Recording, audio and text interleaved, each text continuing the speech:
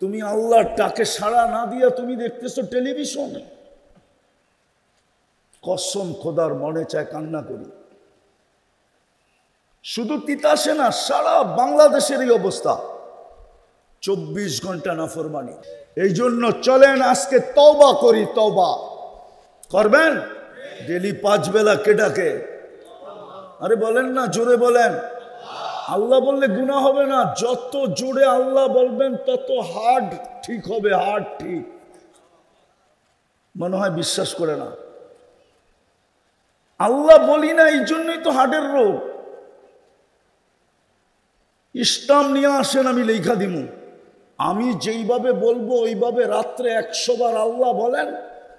এখন চেক করেন, আজকে 1 মাস পরে আবার করেন। যদি আপনার রিপোর্ট ভালো না হইলো, উন্নত না হইলো, যেই শাস্তি দিবেন আমি গাল পাইতা মাইনা নেব। আল্লাহই তো বলে না। কে ডাকে 5 বেলা?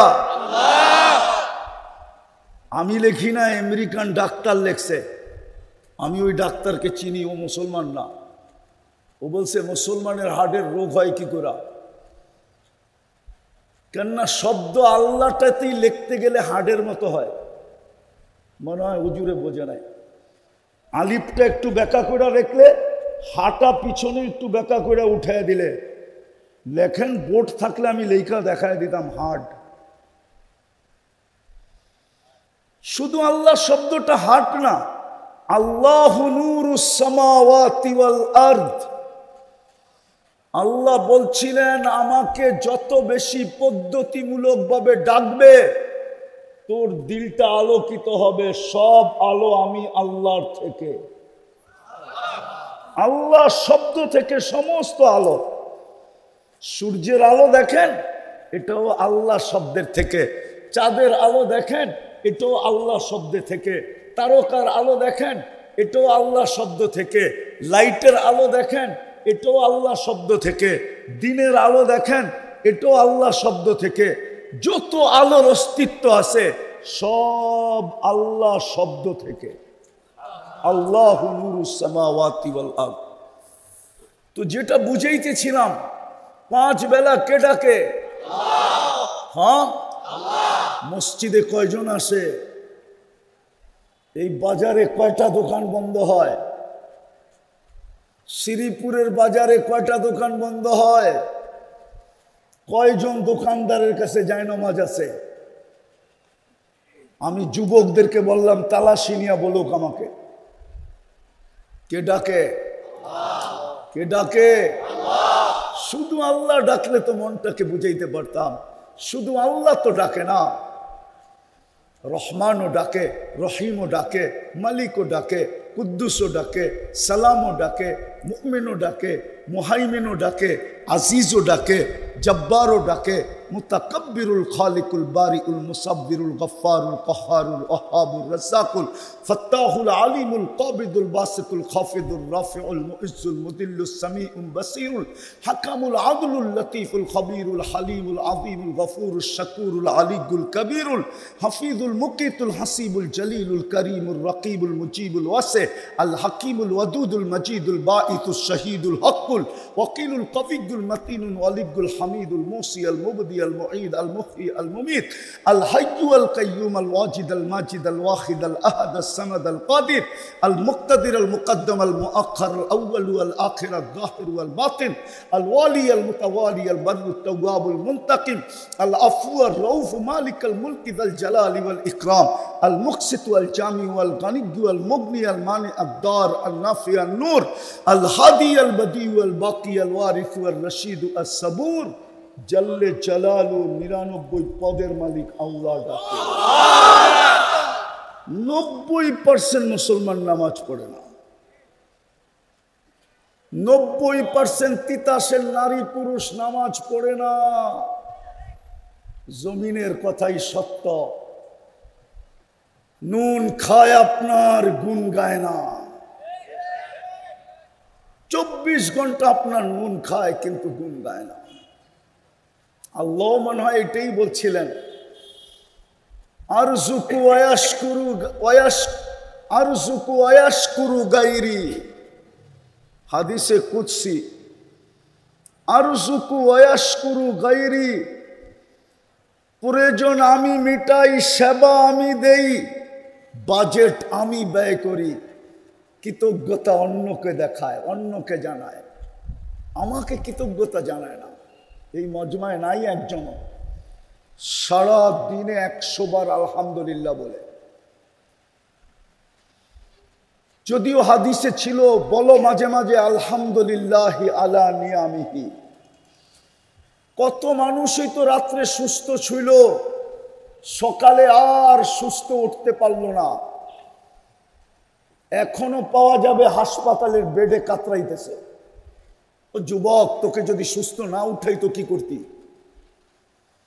কোন থানায় যায় কেস, কোন প্রশাসনের কোন কোডে যায় অভিযোগ যে আমি সুস্থ শুইছি, আমি এখন অসুস্থ কেন? একটু ভাবো, আমারটা একটু ভাবো। আমি বুঝাইতে চাইতেছি একটা কথা, আজকের আয়োজনটা কেন ওইটার দিকে আমি নিয়ে যাইতেছি, বুঝাইতে চাইতেছি, একটু বুঝায় নিয়ে যাইতেছি। আল্লাহ করো আজকে বিবেকের পর্দা খোলো। আল্লাহ বলে আরজুকু, তোর সব প্রয়োজন আমি মিটাই। সারা দিনে 100 বার আলহামদুলিল্লাহ বলে না। আছে এখানে কেউ? 1-8 হবে যে সারা দিনে 100 বার আলহামদুলিল্লাহ বলে? 2 জন মাত্র হাত উঠাইছে, বাকি তো কেউ নাই। কোনো যুবক তো নাই যে ডেলি 100 বার আলহামদুলিল্লাহ বলে। অত ওকে তো আল্লাহ যৌবন দিয়া সাজাইছে। কি? হ্যাঁ, যৌবন যদি এত দামি না হইতো তাইলে বুড়া বয়সের মানুষগুলা চিৎকার দিত না, লাউলা শাবাবা ইয়াউত, হায় যদি যৌবন ফিরে আসতো। কি চিৎকার দেয় না? দেয় না? কিতাবে পড়ছেন না পড়েন নাই? হুজুররা কইব গ্রামারের জন্য পড়ছি, আসলে গ্রামার না, এটা তো যে লেখছে ও দিল ফেড়া দিছে। মানুষ একটা পর্বে এসে চিৎকার দেয়, লাউলা শাবাবা ইয়াউত, হায় যদি যৌবন ফিরে আসতো। কোটি টাকা না এসেও যদি যৌবন ফিরে আসতো, 1000 কোটি না এসেও যদি যৌবন ফিরে আসতো।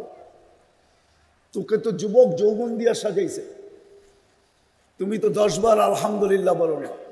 তো জমিনের কথাই সত্য, প্রতিদিন অনুমতি চায়, বাকিটি বললাম না। জমিনে লম্বা কাহিনী আছে। জমিন এটাই বলছে, ইয়াকুল রিজকা ওয়া ইয়াসিক, রিজিক আপনার খায়, আপনার নাফরমানি করে। ইয়ানদুরু বিআইনিকা ওয়া ইয়াসিক, আপনার দেওয়া দৃষ্টি দিয়া দেখে, আপনার নাফরমানি করে। ইয়াসমাউ বিউযুনিকা ওয়া ইয়াসিক, আপনার দেওয়া শ্রবণ শক্তি দিয়ে শুনে আর আপনার নাফরমানি করে।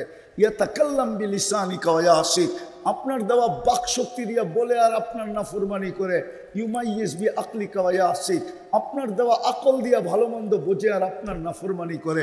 ইয়াতাফাক্কার বিকলবিকা ওয়া ইয়াসিক, আপনার দেওয়া দিল দিয়া চিন্তার বোঝা উঠায় আর নাফরমানি করে।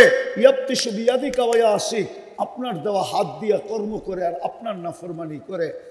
ইয়ামশি বিরিজলিকা ওয়া ইয়াসিক, আপনার দেওয়া পাও দিয়া চলে আর আপনার নাফরমানি করে। কানা সগীরা ফাকাব্বারতা, ছোটই তো ছিল, বড় তো আপনি করলেন। কানা যায়ীফা ফাকাওয়াইতা, দুর্বল তো ছিল, শক্তিশালী সুঠামত্ব তো আপনিই দিলেন। কানা জাহিলা ফাআল্লামতা, অজ্ঞ ছিল, শিক্ষা আপনি দিলেন। কানা মিসকিনা ফাআগনাইতা, মার পেটের থেকে তো নিশ্চয় আসছিল, এই যুবককে তো স্বয়ং সম্পূর্ণ আপনি করলেন। ফাইলা মাতা আসবির, আমি কতদিন সহ্য করব আমার পিঠে নাফরমানি? হায় হায় হায়। আল্লাহর জবাব শুনবেন? কুরবান যাও আল্লাহর উপরে। এতটুকু আজই যথেষ্ট হবে। যুবক, যদি আজকে তোমার ব্রেনে ঢোকে, শুনো শুনো, আল্লাহর জবাব শুনো। আল্লাহ বলে, ইনকানা আবদুকি ফাশানুকি বিহ, যদি বন্দা তোর হয় তো যা খুশি তা করতে পারিস। ইনকানা আবদি, যদি বন্দা আমার হয় তো খবরদার, যদি তুই চোখ উঠায়া দেখলি, ইন আতানি লাইলান কাবিলতু, রাত্রে যদি ফিরে আসে তো আমি বুকে জড়ায় নিব। ইন আতানি নাহারান কাবিলতু, দিনে ফিরে আসলে আমি বুকে জড়ায় নিব। ওমান আ'যামু মিন্নি জুহদান ওয়া কারামা, আমার চেয়ে বড় দাতা কেউ নাই। আফসোস আমার জাতি যদি আরবি বুঝতো, যতটুক ইংরাজি বোঝে এতটুকু যদি আরবি বুঝতো, তাহলে আফসোস আমাকে তর্জমা করতে হতো না।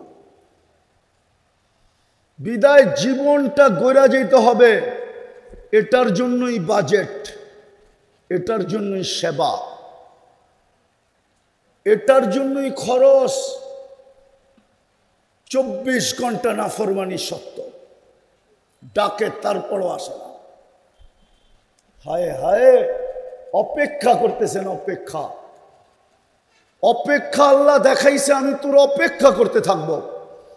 দুনিয়াতে আছে যুবকদের মোবাইলে খুঁজলে পাওয়া যাবে, মেসেজ লেখা পাঠায় দিছে মৌত পর্যন্ত তোর অপেক্ষা করব।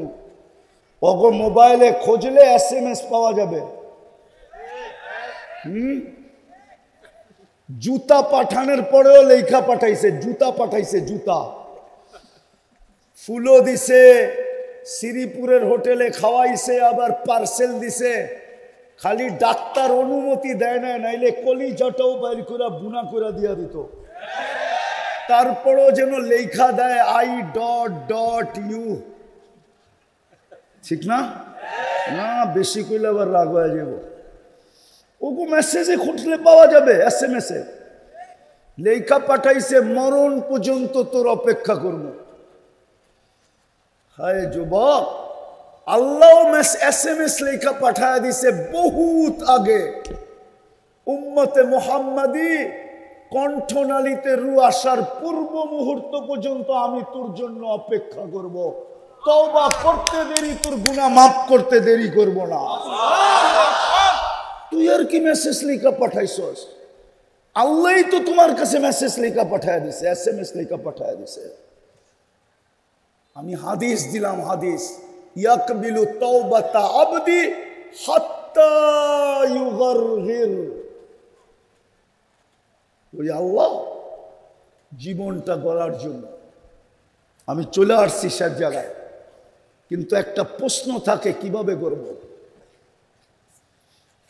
কিভাবে গড়ব? এটার জন্য মডেল কি, আদর্শ কি, স্যাম্পল কি? বিদেশিরা আমাদের এখানে মাল বানাইতে পাঠায় তো স্যাম্পল পাঠায় দেয়, আবার কোম্পানিওয়ালারা স্যাম্পল রেডি করে ওটা আবার DSL এ পাঠায়। স্যাম্পল ওকে হইলে তারপরে মাল বানানো শুরু হয়, ঠিক না? ভুল বলতেছি না তো? হ্যাঁ, আল্লাহকে যদি প্রশ্ন করি, আল্লাহ বুঝলাম আমি জীবন গড়া যেতে হবে, কিন্তু আমার জন্য মডেল কি, আদর্শ কি, স্যাম্পল কি? যুবক যদি বলে আমি যৌবনটা গড়তে চাই, তো আমার জন্য মডেল কি, আদর্শ কি? নারী যদি বলে আমি গড়তে চাই, মডেল কি? পুরুষ যদি বলতে চায় আমি গড়তে চাই, মডেল কি? বাজারওয়ালা যদি বলে আমি গড়তে চাই, কিন্তু মডেল কি, আদর্শ কি? আমি তো জীবন গড়তে চাই, মডেল, আদর্শ, স্যাম্পল, নমুনা, কিভাবে আমি জীবন গড়ব? আল্লাহ বলে লাকাদ কানা লাকুম ফি রাসূলিল্লাহি উসওয়াতুন হাসানাহ। ও উম্মতে মুহাম্মাদি, আমার যেরকম দ্বিতীয় নাই, তোর জন্য আমি মডেল পাঠাইছি যেটারও কোনো দ্বিতীয় নাই। আমি যেরকম আউয়াল, তোর জন্য মডেল পাঠাইছি যেটা নবুয়তের ভিতরে, ব্যক্তিত্বের ভিতরে, ইনসানিয়াতের ভিতরে, সর্দারির ভিতরে আউয়াল, যার কোনো দ্বিতীয় নাই। কি মুহাম্মদুর রাসূলুল্লাহকে আউয়াল মানেন না? না না মানেন না? না মনে হয় সবাই মানে না, ওনারা মানেন না। এই পাশে মনে হয় মানে না, আপনারা মানেন? মুহাম্মদুর রাসূলুল্লাহ আউয়াল। হায় হায়, আমরা নবী চিনলাম না, শুধু এশক চিনলাম, এশক, নবী চিনলাম না। শুধু মুখে বলি আশেক। রাগ হয় না, আমি আপনাদের বিরোধিতা করতেছি না, কেউ আবার বিরোধী মনে না করে, শুধু মুখে বলি আসে। আসলে আমরা নবী চিনি নাই। নবী চিনছিল গাদা গাদা গাদা। কে বলবো? আল্লাহর রসুলের একটা গাদা ছিল যার নাম ছিল ইয়াফুর। খায়বরের যুদ্ধে পাইছিলেন গাদাটা। যেই গাদা আল্লাহর রসুলের সাথে আরবিতে কথা বলছে। খায়বরের যুদ্ধে যখন এই গাদা আসছে মুসলমানের হাতে, তো গাদা ছুটা আইসা বলতেছিল, ইয়া রাসূল আল্লাহ, এখন এই গনিমতের মাল ভাগ করা হবে, আমি জানি না কার ভাগে চলে যাব, কিন্তু তার আগে আমার অনুরোধ, আমার পিঠে আজ পর্যন্ত, আমার বংশের পিঠে আজ পর্যন্ত কোনো নবী ছাড়া অন্য কেউ চড়ে নাই, আমি চাই আপনি আমাকে আপনার কাছে নেন। সাহাবারা আরবি শুনা তাক লাগা গেছে, বলছে ইয়া রাসূলুল্লাহ, বাক করতে হইব না, নিয়ে নেন। আল্লাহর রসুল ওকে দূত হিসাবে ব্যবহার করতেন, দূত। সমস্ত সাহাবাকে চিনতেন, বাড়ি পর্যন্ত চিনতেন। যাকে ডাকতে হইতো আল্লাহর রসুল ইয়াফুরকে বলতেন, ডাইকা নিয়ে আসো। ও ছুটতে ছুটতে যাইতো, আর বাড়ির গেটে যায়া মাথা দিয়া মারতো ঠক। দরজা খুললে ইশারা দিয়া বলতো ডাকে। উমর রাদিয়াল্লাহু তাআলা আনহু বলেন, একদিন আমাকে ডাকতে পাঠাইছে, তো আমার সাথে ইয়াফুর একটু আলাদা ব্যবহারই করছে। দরজায় এসে এত জোরে মারছে, আমি ভাবছি না জানি কি কিয়ামত হয়ে গেছে। খুইলা দেখি হযরত ইয়াফুর দাঁড়ায় আছে। আমি হযরতই বললাম, আবার হুজুররা উল্টা পাল্টা লেখেন না। ইয়াফুর মাথা দিয়ে ইশারা দিছে, ডাকে। বলে আমি দৌড়াইতে শুরু করলাম, দেখি আমি আগে পৌঁছি না ইয়াফুর আগে পৌঁছে। বলে আমি আগে পৌঁছতে পারি না, ইয়াফুরই আগে পৌঁছে গেছে। ও চিনছিল রসুল, আমরা চিনি না, আমরা শুধুই বলি আসে। রাগ হলো না যুবক, শোনো ভালো মতে। যেই দিন আল্লাহর রসুল দুনিয়ার থেকে বিদায় নিয়ে চলে যায়, সবাই সইছে, ইয়াফুর সইতে পারে নাই। ইয়াফুর মদিনার গলিতে চিৎকার দিতেছিল আর দৌড়াইতেছিল, আর আকাশের দিকে মুখ করা ছিল, আকাশের দিকে তাকায়া দৌড়াইতেছিল আর চিৎকার দিতেছিল। ইয়াফুরের জানা ছিল না সামনে কুয়া, ওই কুয়ায় পড়ছে আর চিরদিনের জন্য জান দিয়া দিছে। ইয়াফুর চিনছে আল্লাহর রসুল, আমরা চিনি নাই। যদি চিনতাম তো রব্বে কাবার কসম, তিতাসের যুবকরা কোনোদিন নেটে দেখা চুলের ডিজাইন চয়েস করতো না। এমনকি তিতাসের পুরুষরা পর্যন্ত কোনোদিন চুলের স্টাইল যা মাথায় দেখতেছি এটা কোনোদিন হতো না। কি মুহাম্মদুর রাসূলুল্লাহ কি চুলের স্টাইল দেন নাই? আমি শুধু চুলই বলি, আর কিচ্ছু বললাম না। চুলের স্টাইল দেন নাই? না দেন নাই? কোরআন দেন নাই? ইসলাম দেন নাই? তাইলে যুবক, তোমার চুলের ডিজাইন এরকম কেন? বলো, এটা কি মোহাম্মদী ডিজাইন? হ্যাঁ, রাগ হও না, রাগ হও না, আমার কথা বোঝো। রব্বে কাবার কসম, এই জমানায় তুমি চুল কাটা মিষ্টি বিতরণ করতে পারতে। মান আহইয়া সুন্নতি ইনদা ফাসাদি উম্মতি। যেই সময় আল্লাহর রসুলের সুন্নত ঘৃণিত, মুসলমানের ঘরে অবহেলিত, দীক্ষিত, লাঞ্ছিত, বঞ্চিত, নিকৃষ্ট। আমাদের ঘরে আল্লাহ রসুলের সুন্নত নাই, কোনো বিষয় নাই। কোনো ঘরালারা বলতে পারবে না যে সব নাই, কিন্তু এক বিষয়ে একটা সুন্নত আমরা সবাই পালন করি। কোনো ঘর বলতে পারবে না, কোনো ফ্যামিলি বলতে পারবে না যে আমরা একটা সুন্নতকে আমল করি আল্লাহ রসুলের ঘরের সবাই। পারবে এরকম কোনো ঘরালা? ওই সময় একটা সুন্নত জিন্দা করা, একটা সুন্নতকে আপন করা, একটা সুন্নতকে অভ্যাস করা, একটা সুন্নতকে গলা লাগানো, আল্লাহর রসুল বলছে 100 শহীদের সওয়াব। কত কত? তাহলে যুবক, তুমি তো চুল কেটে মিষ্টি বিতরণ করতে পারতে, 50 টাকা দিয়ে চুল কাটা হইতো, 450 টাকার জিলাপি বিতরণ করতে পারতে। তোমার চুল কাটতে তো 500 টাকা লাগে না, লাগে না? ঈদের সময় তো 1000 টাকা লাগে, 2000ও লাগে। 4-4-5-5 ঘন্টা সিরিয়ালে বসে থাকতে হয়। তুমি তো নবীর আদর্শে চুল কাটো না, তুমি তো বলো আশেক। এটা আশেক? চিনো নাই তুমি নবীকে?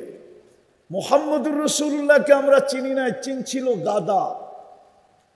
ইয়াফুর চিনছিল, ইয়াফুর। এরকম আরো 10টা দেখাইতে পারি, 10টা আমরা চিনি নাই। কসম খোদা। চিনছিল হালিমার গাদা, হালিমার গাদা চিনছিল হালিমা। হালিমা যখন মুহাম্মদুর রাসূলুল্লাহকে নিয়ে গাদার উপরে বসছিলেন, আর মুখ ছিল গাদার কবিলার দিকে, বনু সাদের দিকে, সাদ কবিলার দিকে, মদিনার থেকে বহু দূর তবুকের দিকে। এইদিকে এইদিকে আওয়াজ, এইদিকে এইদিকে না। একটু আগে বলছিলাম না, ওই যে দেখেন, ওইটাই সত্য। একটু আগে বলছিলাম না, ভলান্টিয়াররা শোনে না, ওনাদের রূপেই আসে কেউ। তো যেটা বুঝাইতেছিলাম, হালিমার গাদা চিনছিলেন ভালো মতে, ভালো মতে। মনোযোগ নাইলে নবী চিনা যাবে না। আমার কথা বুঝে আসবে না, আমি শেষ জায়গায় চলে আসছি, অবেলা আসছি, তো এই জন্য একটু লম্বা সময় নিতেছি। তো যেটা বুঝাইতেছিলাম, হালিমা যখন গাদায় বসছে, তো মুখ ছিল বনু সাদ তবুকের দিকে, গাদা ঘুরা গেছে মক্কার দিকে। প্রথম একটা সেজদা করছে গাদা, মাথাটা উঠায় আরেকটা করছে, মাথাটা উঠায় আরেকটা করছে। হালিমার স্বামী ভাবতেছে এইটা কি, মাত্র তো বাচ্চা নিয়ে বসলাম গাদার পিঠে, গাদা বাইতুল্লাহর দিকে সেজদা করে কেন? গাদা যদিও না বলছে রব্বে কায়নাত বলছে, হালিমা তুইও চিনস নাই, তোর স্বামীও চিনে নাই, চিনছে তো গাদা চিনছে, কেননা তোর কোলে দুজাহানের বাদশাহ, দুজাহানের বাদশাহ সৈয়দুল আউয়ালিন ওয়াল আখিরিন ইমামুল মুরসালিন তোর কোলে। হালিমা তোর কোলে সাধারণ শিশু না, এতিম না। তখনই হালিমা বুঝা ফেলছে ওয়ালিল আওলাদি শানুন, এই বাচ্চার বিরাট বড় মর্যাদা। ওয়ালিল ওয়ালাদি শানুন, এই বাচ্চার বিরাট বড় মর্যাদা। নইলে আমার গাদা কেন সেজদা করে? চিনছিল হালিমার গাদা, আমরা চিনি নাই। চিনছিল ইয়াফুর, আমরা চিনি নাই। হায় হায় হায়। চিনছিল খেজুর গাছ, আমরা চিনি নাই। যে পিঠের ছোঁয়া পাওয়ার পরে মেম্বরে পা রাখতে দেরি, বাচ্চার মতো কাঁদতে দেরি করে নাই। বুখারীতে আছে, ওলামা উঠায় দেখো। চিনছিল মরা খেজুর গাছ, শুকনা খেজুর গাছ চিনছিল, শুকনা খেজুর গাছ। আর আশরাফুল মখলুকাত মানুষ চিনে নাই, এই যুবকরা চিনে নাই। বাচ্চার মতো কাঁদতে দেরি করে নাই। সাহাবা তালাশ করতেছিল কার বাচ্চা কাঁদে, কান লাগায় দেখে খেজুর গাছ কাঁদে। আল্লাহর রসুল মেম্বর থেকে নাইমা এসে সান্ত্বনা দিছেন, কাঁদিস না, তোকে জান্নাতে নিয়ে যাব। তুই দুনিয়াতে আমাকে খেজুর দিতে পারিস নাই। ও যুবক, ছোঁয়া পাওয়ার কারণে যদি জান্নাতের অধিকারী হয়, তাহলে তুই চুল কাটাইলে কিসের অধিকারী হবি? আমাকে একটু বুঝা। মহিলারা পর্দা করলে কিসের অধিকারী হবে? আমাকে একটু বুঝান। আমার ওয়াজ বাদ দিয়ে দিব, আপনারাই বুঝান আমাকে। পুরুষরা যদি মুহাম্মদুর রাসূলুল্লাহকে আদর্শ বানায়, তাইলে কিসের অধিকারী হবে? তো যেটা আমি বুঝাইতেছিলাম, জীবন গড়ার জন্য, কাটানোর জন্য না। এই জন্যই আমাদের পিছনে বাজেট। কিন্তু প্রশ্ন চলে আসছে, আল্লাহ বুঝলাম আমার জীবনটা গড়তে হবে, কিন্তু আমার জন্য আদর্শ কি, মডেল কি? নমুনা কি, স্যাম্পল কি? তা আল্লাহ বলে তুই কেমন স্যাম্পল চাস? আমার কাছে একটাই স্যাম্পল আছে। কয়টা? কয়টা? বুঝবেন, বুঝাইলে বুঝবেন। হ্যাঁ, মেরাজ কেন জানেন? আমার কাছে অনেকগুলা কারণ আছে, তার ভিতরে এইটাও একটা কারণ। আল্লাহ বলে বন্ধু দেখি তো আপনাকে বটে, কিন্তু সবাইকে আমি তৈরি করছি নিজের ইচ্ছা মতো, গঠন দিছি নিজের ইচ্ছা মতো, কিন্তু সমগ্র গঠনের ভান্ডার আমি রেখা দিছিলাম আপনার সামনে। আপনাকে আমি ইচ্ছা মতো তৈরি করি নাই। গঠনের ভান্ডার আপনার সামনে রেখা দিয়া বলছিলাম যেটা আপনি পছন্দ করবেন ওইটা আমি শুধু লাগায় দিব, আমি ফিট করে দিব। ফিট পছন্দ আমি করব না, পছন্দ করবে কে? আপনি নিজে। আমি বলতেছি না, হাসান ইবনে সাবিত রাদিয়াল্লাহু তাআলা আনহু বলতেছেন, খুলিকতা মুবাররাআম মিন কুল্লি আইবিন কাআন্নাকা খুলিকতা কামা তাশাউ।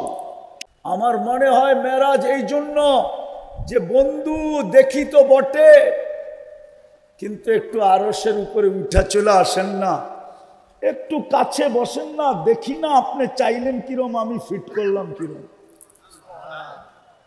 আল্লাহ বলে আমার কাছে একটা স্যাম্পল আছে, সেই স্যাম্পলের নাম হইল মুহাম্মাদুর মুহাম্মাদুর মুহাম্মাদুর। হায় হায়, ওই স্যাম্পল লাকাদ কানা লাকুম ফি রাসূলিল্লাহি উসওয়াতুন হাসানা। ওই স্যাম্পল আমাদেরকে দিছেন, আদর্শ দিছেন জীবন গড়ার জন্য। কিন্তু যাকে আদর্শ বানাইছেন, হায় হায়, উনি কিনারাবিহীন দরিয়া উম্মতের জন্য। কিনারাবিহীন সমুদ্র। উনি উম্মতের প্রেমে এতটুকু পড়ছেন যে আল্লাহ কোরআনে লিখতে, আল্লাহ কোরআনে নাজিল করছেন হারিসুম বিল মুমিনিনা রাউফুর রহিম। হারিসুম বিল মুমিনিনা রাউফুর রহিম, যিনি কনসিডার করতে করতে করতে করতে করতে এই জায়গায় এসে দাঁড়াইছেন, মান তামাসসাকা বিসুন্নতি ইনদা ফাসাদি উম্মতি ফালাহু আজরু মিয়াতু শহীদ। বলছে একটা সুন্নতকেও যদি সঙ্গী বানাইলা এই জমানায়, শেষ জমানায়, যে সময় আমার সুন্নত ঘৃণিত হবে, আমার সুন্নত অবহেলিত হবে, আমার সুন্নত লাঞ্ছিত হবে, আমার সুন্নত দীক্ষিত হবে, আমার সুন্নত ঘৃণিত হবে, বাদা দীনু গরিবা সায়াউদু কামা বাদা। ওই সময় যদি একটা সুন্নত তুমি সঙ্গী বানাও, তাইলে 100 শহীদের মালা নিয়ে আমি তোমাকে স্বাগত জানাবো। যিনি কনসিডার করতে করতে এইখানে আইনা রেখা দিছেন যে উম্মত একটা সুন্নত কেউ, আমি তো ভাবি যে এই উম্মত দাড়ি ছাসে কি কইরা, কসম খোদার, এই উম্মতকে তো দাড়ি দিছিলেন জান্নাতে যাওয়ার জন্য। আজকে আমার ওলামারা চিৎকার দেয়, চিৎকার আমি শুনি, আজকেও শুনতে শুনতে আসতেছিলাম। ওলামারা চিৎকার দেয় যে আমার সমাজে এরকম হবে কেন? গতকালকেই যেটা নিয়ে সম্মেলন করা হলো, গাজীপুরের এক ইমামকে ধরা নিয়া, গাজীপুর থেকে ধরা নিয়া সেই উত্তরবঙ্গের বর্ডার এলাকায় ছিকল দিয়া আবদ্ধ অবস্থায় হাইওয়েতে রাতের অন্ধকারে ফালায় চলে গেল। শুনেন না আপনারা? হ্যাঁ, কেন হলো?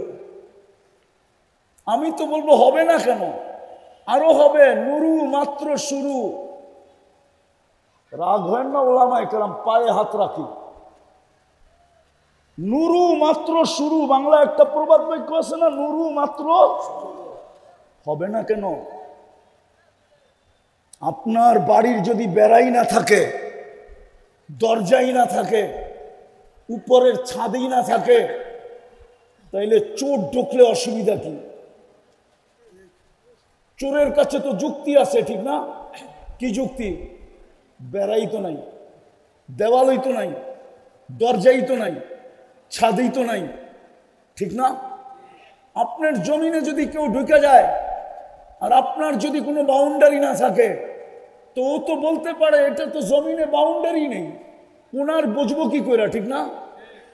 আজকে তো আমরা মুহাম্মদুর রাসূলুল্লাহর আদর্শই নেই।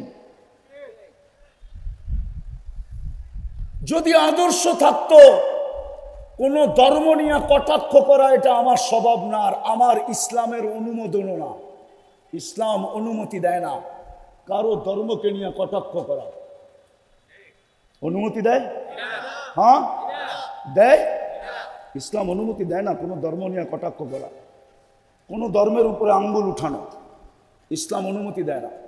কিন্তু হ্যাঁ, মুসলমানকে বলে তোমার সীমা রাখা কতটুকু। হ্যাঁ, প্রতিবেশী যদি কাফেরও হয় তো ইসলামের হুকুম আছে অতটুক সদয় ব্যবহার করো প্রতিবেশী হিসাবে যতটুকু তুমি একজন মুসলমান প্রতিবেশীর উপরে করবে। না ভুল? না, ওলামারা মনে হয় একমত না, একমত না মনে হয়। হ্যাঁ, কিন্তু মাঝে মাঝে তো দেখি আপনারা জোশে ক্রস করে ফেলেন। কসম খোদার এটা ইসলামের শিক্ষা। কিন্তু ইসলাম আমাকে বাউন্ডারি দিছে যে তুমি দুর্গা পূজা অনুষ্ঠানে যেতে পারবা কিনা,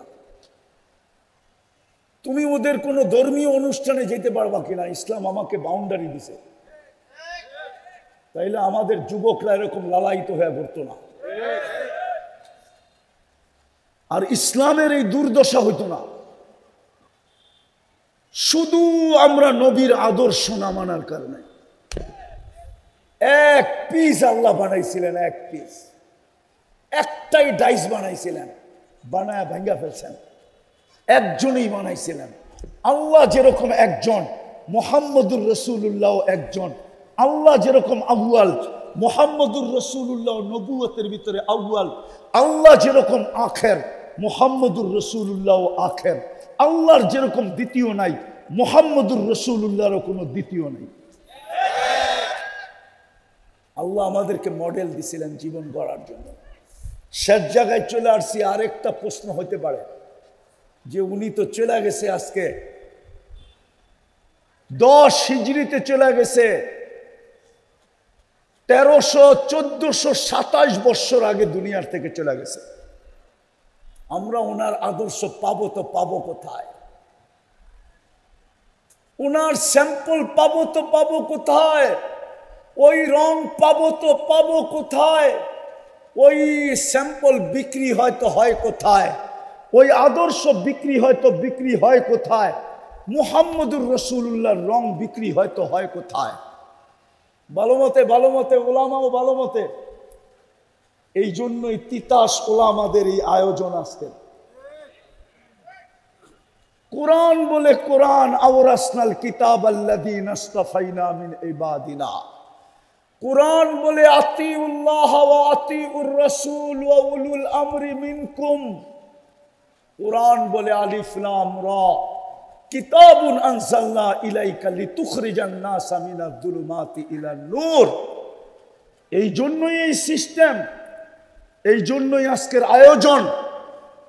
তিতাসের ওলামায়ে কেরাম বুঝানোর জন্য যে আমরা দোকান খুলে বসছি, আমাদের কাছে মুহাম্মদুর রাসূলুল্লাহর রং আছে, মুহাম্মদুর রাসূলুল্লাহর আদর্শ আছে, মুহাম্মদুর রাসূলুল্লাহর স্যাম্পল আছে, মুহাম্মদুর রাসূলুল্লাহর কি বলে, মুহাম্মদুর রাসূলুল্লাহর ডিজাইন আছে। যেই বিষয়ে তুমি নিতে চাও আমাদের কাছে দোকান আছে, আমাদের কাছে আসো আর বিনা পয়সায় নিয়ে যাও, বিনা পয়সায়। সব দোকানে কিনলে তো লেনদেন হয় টাকা দিয়া, আমাদের কাছে লেনদেন হবে পয়সা ছাড়া, টাকা ছাড়া। জিজ্ঞাসা করেন তিতাসের ওলামাদের কাছে আছে না নাই? কোরআন বলে, কোরআন আওরাসনাল কিতাব আল্লাযীনা ইসতাফাইনা মিন ইবাদিনা। আপনারা বুঝবেন কিনা আমি চেষ্টা করতেছি বুঝাইতে, আল্লাহ করুক বুঝে আসুক। কোরআনের এক আয়াতের উপরে প্রশ্ন ওঠে, সূরা ইব্রাহিমের প্রথম আয়াত। আলিফ লাম রা কিতাবুন আনসালনা ইলাইকা লিতুখরিজান নাসা মিনাদ যুলুমাতি ইলান নূর। কোরআনের আয়াত বলে নবীজিকে সম্বোধন করতেছেন আল্লাহ, বন্ধু আপনাকে পাঠাইলাম, কিতাবুন আনসালনা ইলাইকা, আমি আমার কালাম দিলাম আপনাকে, কিয়ামতের সকাল পর্যন্ত মানুষকে অন্ধকার থেকে আলোর দিকে আনার জন্য। আমি যদি আল্লাহকে প্রশ্ন করি, আল্লাহ কিয়ামতের সকাল, বয়স তো দিলেন 63 বছর, 2-4 হাজার বছর বয়স দিতেন, তাইলে তো মনকে বুঝাইতে পারতাম যে আপনার এই আয়াত ঠিক আছে। বয়স কত? জমানা কোন পর্যন্ত? কিয়ামতের সকাল পর্যন্ত। মিলল কোনো আয়াতের কথা? মিলল? হ্যাঁ। সফর সারা দুনিয়া তো আমাদের নবী সফর করেন নাই, আরো সে গেছে আমি মানি, কিন্তু জমিনের ভিতরে তবুকের আগে সফর করেন নাই। তবুক পর্যন্ত সফর করছেন। আল্লাহকে যদি প্রশ্ন করি, সুলাইমান আলাইহিস সালামকে এরকম একটা জিনিস দিলেন যে সকালে 1 মাসের রাস্তা ঘুরে আসতো, বিকালে 1 মাসের রাস্তা ঘুরে আসতো, গুদুহা শাহরুন ওয়া রাওয়াহুয়া শাহর। আমাদের নবীজি দেখে দিলে কি হইতো? সকালে একটা গরম দিত সারা বাংলাদেশ দুনিয়াটা, বিকালে আবার আরেকটা গরম দিত, রাত্রে ঘুমাইতো, ঠিক না? কি হুজুর রহমানায় বসতেছে না? হ্যাঁ। যদি আল্লাহকে প্রশ্ন করি, তা আল্লাহ আমাকে বলতেছে, বেওকুফ, যদি আমি বন্ধুকে 4000 বছর বয়স দিতাম, তো তুই দোকান খুলতি কোত্থেকা? তুই নায়েবে রসুল হইতি কোত্থেকা? তুই আমার বন্ধুর আদর্শের দোকান খুলতি কোত্থেকা? তোর তো সময়ই হতো না 4000 বছর, ঠিক না? না, মনে হয় বোঝেন না। তুই দোকান খুলতি কোত্থেকা? তুই নায়েবে রসুল হইতি কোত্থেকা? আমি বন্ধুকে নিয়ে নিছি আমার কাছে, তোরে দোকান দিয়া দিছি, তোরে নায়েবে রসুল বানায় দিছি, তোকে ওয়ারাসাতুল আম্বিয়া বানায় দিছি। এখন দোকান তুই খুলবি, নায়েবে রসুল হইয়া তুই ঘুরবি। যদি বলি সারা দুনিয়ার সফর, কেন? দুনিয়ার এরকম কোন সীমানা নাই যেখানে আমি দোকান না সাজাইছি। যেখানেই মানুষ আছে ওইখানে ওলামা আছে, না নাই? যেখানেই মুসলমান আছে ওইখানে না নাই? আছে। হ্যাঁ। হায় হায়, আমেরিকাতে 1200-র উপরে কওমি মাদ্রাসা আছে। আমি শুই না, আমি চোখে দেখা বলতেছি। বিশ্বাস হয় না? তাহলে 10 তারিখে যায় না আমার লগে। আমেরিকার শরী কাউন্সিলের যে চেয়ারম্যান, ও 10 তারিখে আসবে, 6 তারিখে আসবে, 10 তারিখে ওনার ওইখানে আমার প্রোগ্রাম। আমেরিকার সরকারি শরী কাউন্সিল, যেটা সরকারি ভাবে, ওটার চেয়ারম্যান হলো বাঙালি মুফতি জামাল উদ্দিন সাহেব, যাত্রাবাড়ির মোহতামেম মাহমুদুল হাসান সাহেব মুদ্দাজিল্লুহুল আলীর বাইরা। উনি হইলেন আমেরিকান শরী কাউন্সিলের চেয়ারম্যান। ওনারে জিজ্ঞাসা করেন কয়েকশো মাদ্রাসা আমেরিকাতে। ইংল্যান্ডে তো মনে হয় বাংলাদেশি আছি। আমি তো ঘুরা বলতেছি, ঘুরা। হ্যাঁ, বাংলাদেশে যেরকম ওয়াজ হয়, আমি মাত্র গত সামারে ছিলাম, আপনাদের স্বাধীনতা আমি দেখি নাই। আমি জুলাইয়ের 8 তারিখে গেছি, আগস্টের 18 তারিখে আমি দেশে ফিরে আসছি। জুলাইয়ের 18 তারিখে গেছি, আগস্টের 18 তারিখে আসছি। 1 মাসে আমি মাদ্রাসায় 46টা প্রোগ্রাম করছি। 46টা না, 46 আর হলো 14, কত হয়? আমি 60টা প্রোগ্রাম করছি, শুধু মাদ্রাসার প্রোগ্রাম। আল্লাহ বলে, বেওকুফ, যদি বন্ধুকেই 4000 বছর বয়স দিতাম, তাহলে তিতাসের ওলামারা দোকান খুলতো কোন জায়গায়? নায়েবে রসুল হইতো কোথার থেকে? দোকান খুলতো কি কইরা? আর বেওকুফ, বন্ধুকে সারা দুনিয়ায় ঘুরাই নেয়, তাতে কি আসে যায়? যেইখানে মুসলমান আছে ওইখানেই আমি ওলামা পাঠাইছি। এই জন্য তিতাসের ওলামারা আজকে আপনাদেরকে ডাইকা দোকান খুইলা আজকে বসছে। হয়তো আমার চেয়ে সুন্দরভাবে আপনাদেরকে শোনাবে, পরে যারা শোনাবে, কিন্তু আমি আবার পিছনে যাইতেছি। আমি দুনিয়ার শেষ মাথায় গেছি নরওয়ের পরে দুনিয়া শেষ। রাশিয়ার একটা দেশ আছে, বরফ আর বরফ। আমি যা দেখি ওইখানেও বাঙালি। তা আমি জিজ্ঞেস করছি, তোরা এখানে আসলি কেন? তো আপনি বুঝেও প্রশ্ন করেন কেন? পেটের টানেই তো আসছি।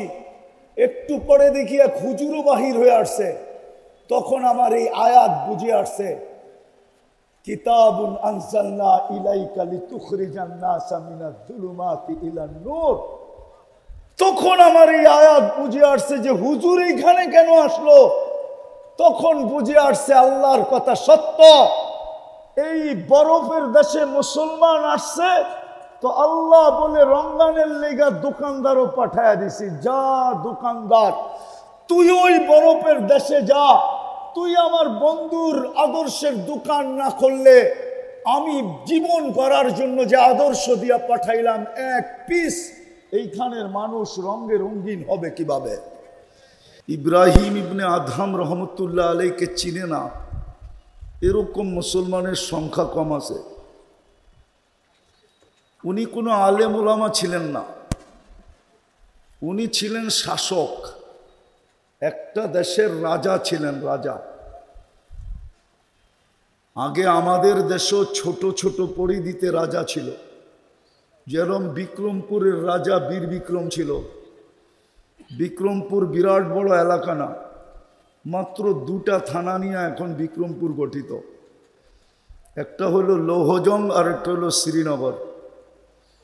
ওনার রাজধানী ছিল শ্রীনগরে।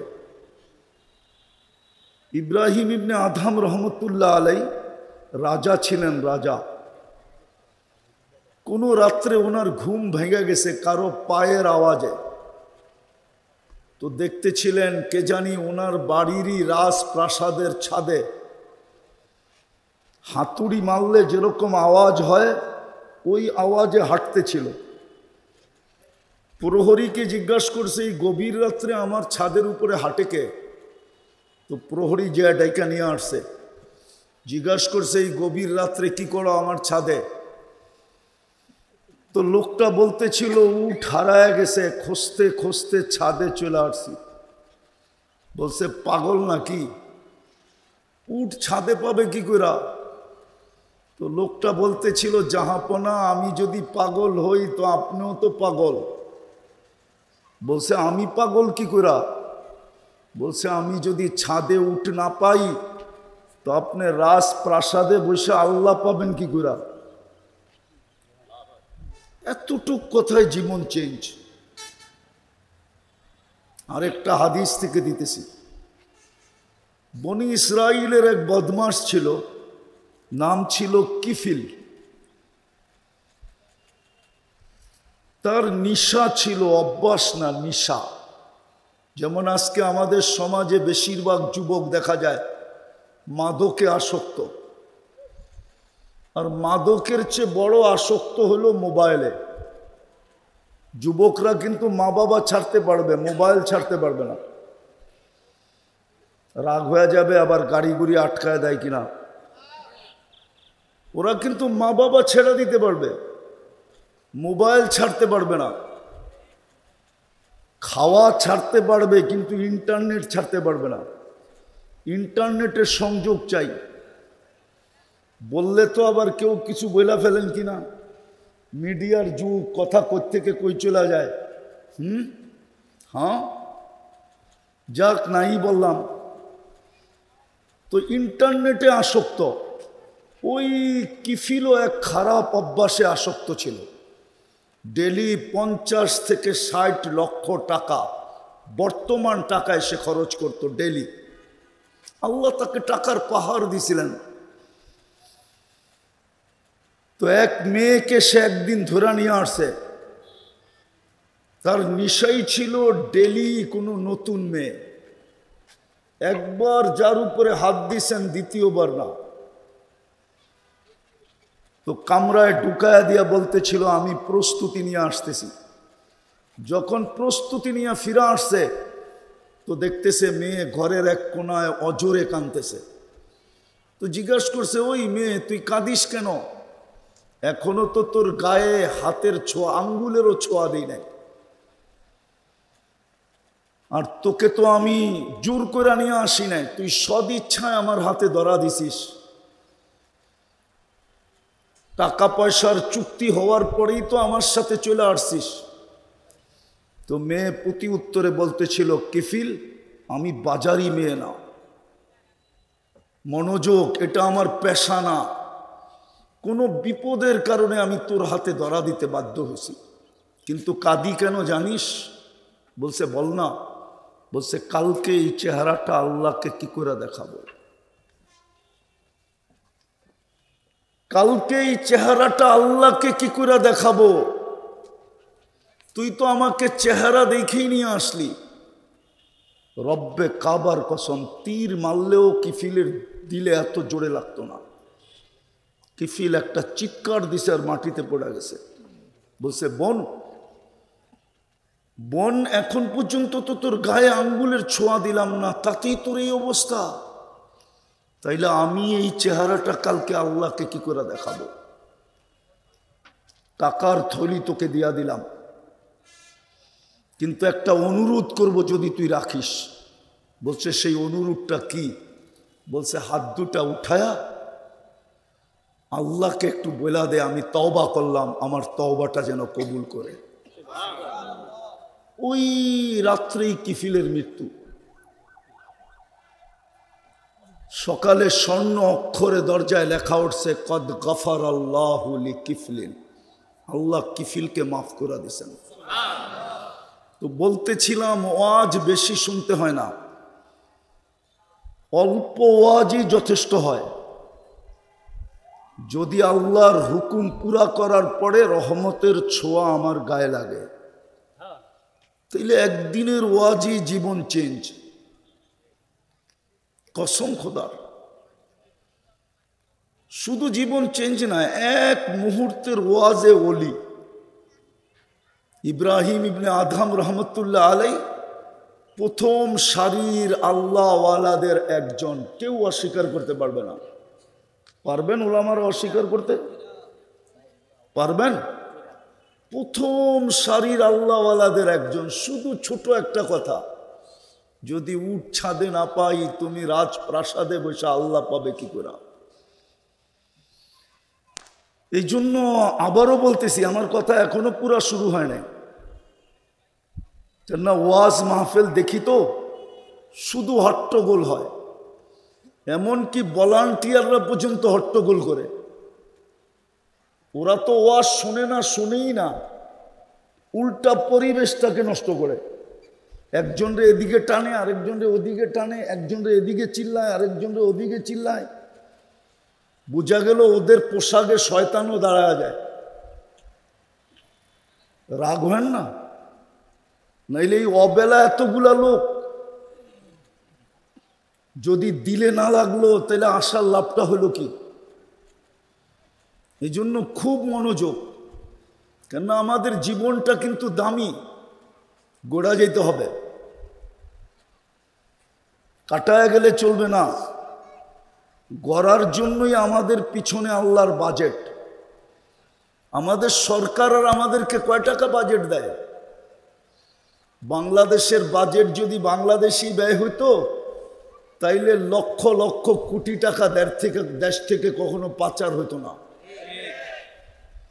লক্ষ লক্ষ কোটি টাকা কোনোদিন আত্মসাৎ হতো না। সরকার আর কয় টাকা বাজেট আমাদের পিছনে ব্যয় করে?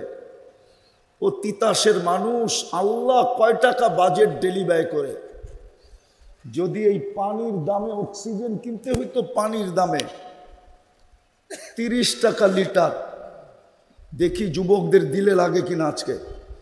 30 টাকা লিটার যদি অক্সিজেন কিনতে হইতো তাইলে তিতাসের প্রত্যেক ব্যক্তিকে প্রত্যেক নারী পুরুষ ছোট বড় সবাইকে ডেলি 16,500 টাকা বিল দিতে হইতো। 16,500 টাকা। কত কত? ডেলি আমরা 550 লিটার অক্সিজেন নিই। যদি পানির দামে 30 টাকা লিটার কিনতে হতো, 30 টাকা। তিতাসের যুবক ভালো মতে বোঝো, জীবন কিন্তু গড়া যেতে হবে, কাটায় গেলে চলবে না। গড়ার জন্যই বাজেট। শুধু একটা দেখাইতেছি, শুধু যদি অক্সিজেন কিনতে হতো 16,500 টাকা ডেলি দিতে হতো। বলো কোন মা বাবা সন্তান নিতেন? বলো কোন স্বামী স্ত্রী গ্রহণ করতেন? কেননা স্ত্রীর ভরণ পোষণ তো স্বামীর উপরে। কোন স্বামী স্ত্রী গ্রহণ করত? কোন মা বাবা সন্তান নিত? যুবক, তোমার অস্তিত্ব হইতো কোত্থেকে? তুমি যৌবন পাইতা কোত্থেকে? হাসিনা হাসিনা এদিকে মনোযোগ। বাজেট শুধু শুধু না।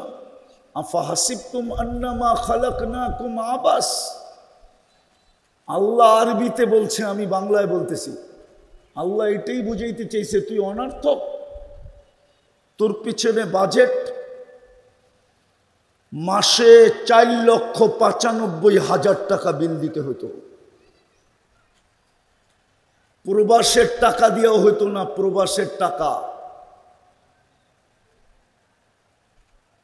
একটু ভাবেন, কেন এই বাজেট, কেন এই ব্যয়, কেন এই সেবা? বিনা পয়সায় দিতেছেন, বিনা পয়সায়। 550 লিটার যদি ডেলি নেই তো মাসে কত নেই, বৎসরে কত নেই। আবার পিউরটাকে দূষিত করি, নিশি 550 লিটার পিওর অক্সিজেন।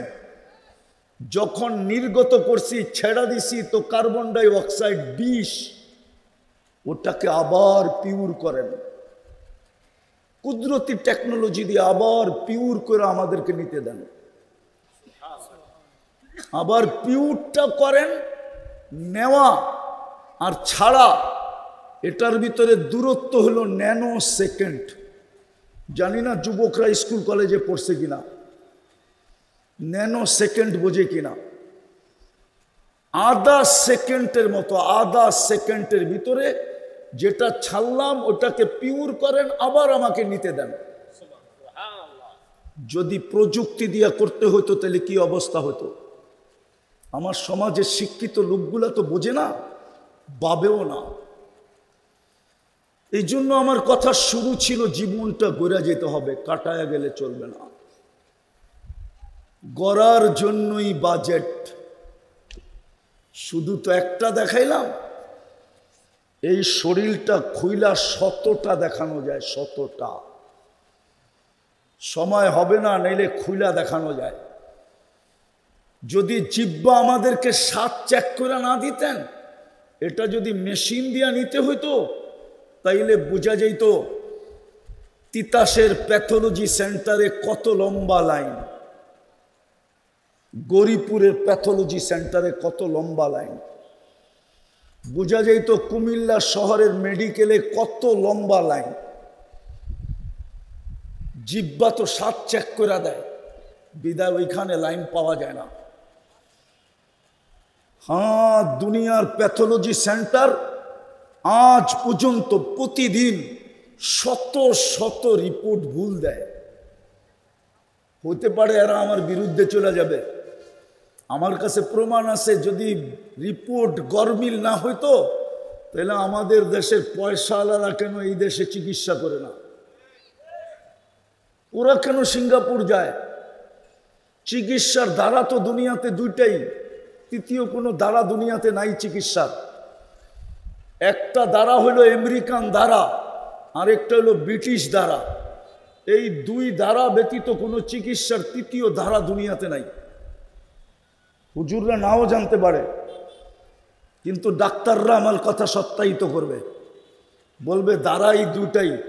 হয়তো আমেরিকান ধারা, না হয় ব্রিটিশ দ্বারা।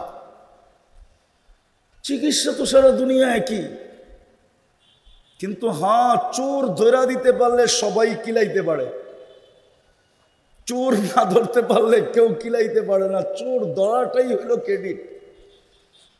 বিদেশে চলে যায় চেক আপ করার জন্য, কেন ওরা দেশে করে না?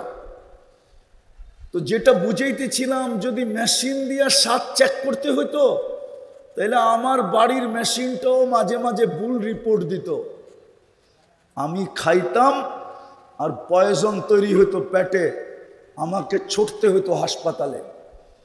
কিন্তু আজ পর্যন্ত আমাদের জিহ্বা ভুল রিপোর্ট দেয় নাই। দিছে? হ্যাঁ হ্যাঁ, সারাদিন তো পান খান, সারাদিন তো বিড়ি খান, সারাদিন তো সিগারেট খান, ঠিক না? আরো কত আজে বাজে জিনিস যুবকরা খায়, কই জিহ্বা তো আজ পর্যন্ত ভুল রিপোর্ট দিল না। আচ্ছা বাদ দেন আপনি ঘরটা, আমারটাই শোনেন। আমি সারাদিন পান খাই, পারি না ঘুমের মধ্যে খাই, কিন্তু আমার জিহ্বা তো আজ পর্যন্ত আমাকে ভুল রিপোর্ট দিল না। কোরবান যাও আল্লাহর উপরে, কি সিস্টেম ফিট করছেন জিহ্বায়। কেন কেন আমার পিছনেই বাজেট? আরো একটা দেখাই, কঠিনগুলো আপনারা বুঝবেন না, খুলা দেখানো যায়। নাক আমাদেরকে ঘ্রাণ শুইয়া দেয়, খাদ্যের ঘ্রাণটা ঠিক আছে কি ঠিক নাই। যদি এটা মেশিন দিয়ে চেক করতে হতো, হাসার বিষয় না কিন্তু বাবার বিষয়। বাবলে বিকাশ ঘটবে, ব্রেন খুলবে। কোরআন তো এটাই বলছিল, অফি আনফুসিকুম, ও মানুষ, তুই যদি তোকে নিয়ে ভাবতি, তুই যদি তোকে বিশ্লেষণ করতি, তুই যদি তোর ভিতরটা নিয়ে ব্যাখ্যা করতি, অফি আনফুসিকুম আফালা তুবসিরুন, তাইলে তুই দেখতে পারতি তোর ভিতরে কি আমি ফিট করছি। 2 চোখে 26 কোটি ক্যামেরা। কত? বিজ্ঞান উন্নত আমি মানি, কিন্তু আজ পর্যন্ত সরিষার আকৃতিতে ক্যামেরা বানাইতে পারে নাই। চ্যালেঞ্জ, কোন শিক্ষিত যুবক আমাকে গুগল থেকে দেখাইতে পারবে না যে সরিষার আকৃতিতে বিজ্ঞান ক্যামেরা তৈরি করছে। ক্যামেরা আল্লাহ তো এক চোখ হতে 13 কোটি ক্যামেরা ফিট করছে, 13 কোটি। 2 চোখে কত কোটি? কত? তাইলে এক একটা ক্যামেরার আকৃতি কতটুকু? এক একটা ক্যামেরার আকৃতি কতটুকু? যুবক, তুমি ছবি তোলো, ছবি, তোমার একটা লাইট ফ্ল্যাশ হয়, একটা লাইট, আর তুমি যখন দেখো তো 26 কোটি ক্যামেরা একসাথে ফ্ল্যাশ হয়, একসাথে জ্বলা ওঠে, একসাথে। অনর্থক। এই জন্যই আমি বলছিলাম, শুরু কথা মনে রাখতে হবে জীবনটা গড়ার জন্য। এই জন্যই আমার পিছনে ব্যয়, এই জন্যই আমার পিছনে সার্ভিস। 24 ঘন্টা নারী পুরুষকে সেবা। হায় হায়, এই জন্যই তো আল্লাহ বলছেন, লা তাখুযুহু সিনাতুন ওয়ালা নাওম। আমার ঘুমানেরই সময় কোথায় আর আমার তন্দ্রারই সময় কোথায়? আমি তো 24 ঘন্টা তোকে সুরক্ষা দিই। কসম খোদার, এই জমিন আমাদেরকে 1 মিনিট টিকতে দিতে চায় না, 1 সেকেন্ডের জন্য না। আমি হাদিস দিতেছি, জমিন প্রতিদিন বলে, আল আবতালিয়া ইবনা আদম ফি বাতনি আলা কুল্লা ইয়াউমিন ওয়াল আরদু তাস্তাযিনু রাব্বা। জমিন প্রতিদিন বলে আল্লাহ অনুমতি দেন না। আল্লাহ বলে কেন? মানুষকে পেটে নিব, কেন নিবে? তো জমিনের উত্তর হলো, ইয়াকুল রিজকা কাওয়ায়াসি। 24 ঘন্টা বাজেট আপনি ব্যয় করেন আর 24 ঘন্টা নাফরমানি আপনার করে। ওয়া আনা খালকুম মিন খালকিক, আমি তো আপনার সৃষ্টির ভিতরে একটা সৃষ্টি। মা মিন শাইইন ইল্লা ইউসাব্বিহু বিহামদি রাব্বি। 24 ঘন্টা আমি আপনার গুণগানে রত। আমার পিঠে করবে নাফরমানি আর আমি চায়া চায়া দেখব। এটা হয়তো হয় কি করা? অনুমতি দেন, পেটে নিয়ে নিব। পেটে জানেন জমিন পেটে নাই কিভাবে? আরে জানেন? তিতাসের মানুষ মনে হয় জানে না। জানেন কেমনে পেটে নেয়? ভূমিকম্প, ভূমিকম্প পিঠটা হেলায় দিবে, আপনি আর আমি পেটের ভিতরে চলে যাবো। পেটের ভিতরে।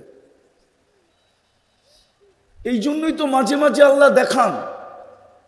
গত ডিসেম্বরের আগের ডিসেম্বরে তুর্কিতে এক রাত্রে 1.5 লক্ষ মাটির নিচে শুধু 7.8 ভূমিকম্প আসছিল। এখন যদি 8 পয়েন্ট ভূমিকম্প আসে, কসম খোদার কেউ এখান থেকে উঠেও যেতে পারবে না। 9 পয়েন্ট আসে, 10 পয়েন্ট আসে, উঠে যেতে পারবে না।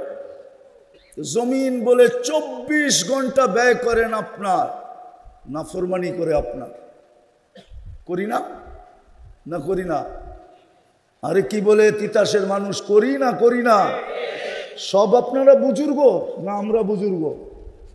24 ঘন্টা নাফরমানি।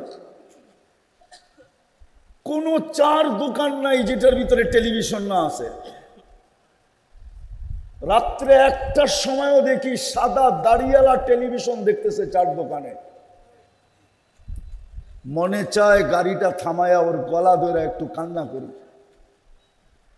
যে এই দাড়ি পাকা নিয়া রাত্র 1টা।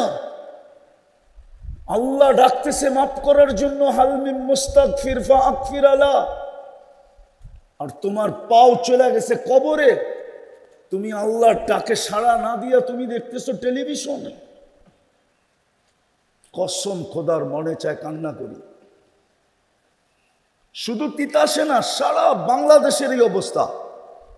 24 ঘন্টা নাফরমানি। এই জন্য চলেন আজকে তওবা করি। তওবা করবেন?